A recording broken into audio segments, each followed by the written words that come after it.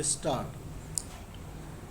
अंततः भारत और यूरोपीय संघ के बीच सभी समझौतों की जननी कहा जाने वाला मुक्त व्यापार समझौता हो गया।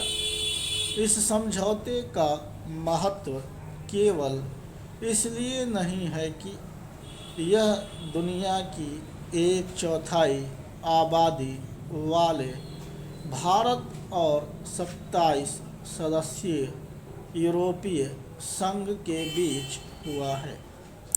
इसका महत्व इसलिए भी है क्योंकि इसने अपना आर्थिक दबदबा कायम करने की कोशिश करने वाले अमेरिका और चीन को यह संदेश दिया है कि उनका विकल्प उपलब्ध है।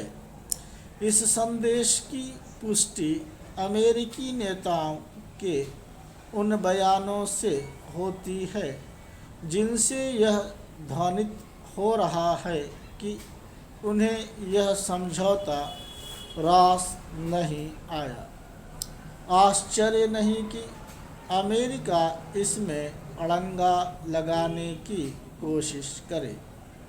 वास्तव में टैरिफ के मामले में अमेरिका के मनमाने रवैये ने ही इस समझौते की राह आसान की। इस समझौते का एक महत्व इसलिए भी है क्योंकि यूरोपीय संघ और भारत दूसरी और चौथी सबसे बड़ी अर्थव्यवस्थाएं हैं जो वैश्विक सकल घरेलू उत्पाद के 25% के बराबर हैं और जो वैश्विक व्यापार का 1/3 हिस्सा है। स्पष्ट है कि विश्व की 2 बड़ी अर्थव्यवस्थाओं में सहयोग दोनों पक्षों को व्यापार और निवेश के अभूतपूर्व अवसर प्रदान करेगा। यह अवसर आर्थिक समृद्धि को बल प्रदान करने के साथ रोजगार की समस्या भी दूर करेगा।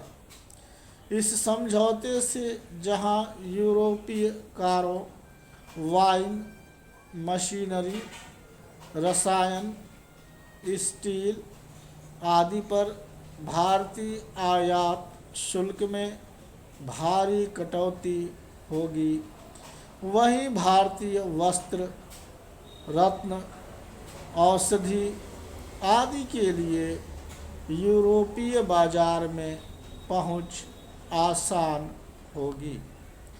यह भी उल्लेखनीय है कि इस समझौते से दोनों पक्षों के बीच रणनीतिक सहयोग बढ़ेगा। इसके अलावा भारतीय छात्रों, शोधकर्ताओं और कुशल पेशेवरों को यूरोप में नए अवसर मिलेंगे। चूँकि भारत और यूरोपीय संघ के बीच का FTA दोनों के लिए लाभकारी है, इसलिए उत्साह का माहौल है। लेकिन यह ध्यान रहे कि इस समझौते का यूरोपीय संसद और परिषद से अनुमोदन चाहिए होगा। इसमें जो समय लगेगा उसका सदुपयोग इस FTA का अधिकतम लाभ उठाने की तैयारी में खपाना चाहिए। यह तैयारी भारतीय उद्यमियों को विशेष रूप से करनी होगी। उन्हें अपने को साबित करने का जो अवसर मिलने जा रहा है उसे भुनाने में कोई कसर नहीं छोड़नी चाहिए। उन्हें गुणवत्ता और उत्पादकता का स्तर उन्नत करते हुए ऐसे मूल्यवान विश्व स्तरीय उत्पाद तैयार करने होंगे जिनकी विशिष्ट पहचान बने और इसके चलते उनकी मांग बढ़े।